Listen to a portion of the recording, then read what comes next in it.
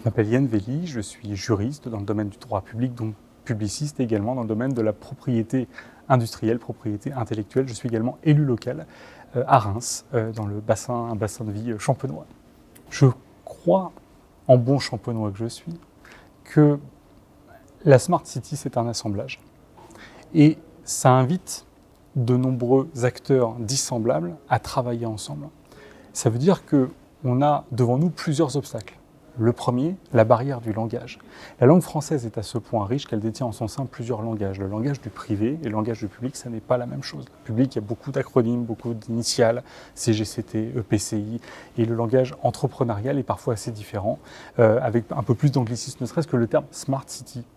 Ça peut être un premier obstacle à lever pour que ces personnes différentes puissent travailler ensemble. C'est un assemblage. Et puis, il y a le volet macro et le volet micro. C'est-à-dire que nous, en tant qu'élus locaux, on a beaucoup de gens absolument remarquables, des belles entreprises, des acteurs de la Smart City qui viennent nous parler, mais qui nous parlent toujours d'un secteur très segmenté, très précis.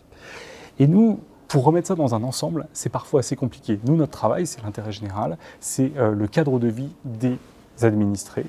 Et parfois, on ne peut pas uniquement identifier un sujet segmenté, très précis, et le considérer uniquement en tant que tel. Il faut qu'on arrive à le placer dans un ensemble. D'où la nécessité de penser aussi à notre vision d'ensemble macro avant d'arriver dans le micro spécifique. En fait, on a plus besoin d'un éventail de solutions plutôt que de micro-révolutions.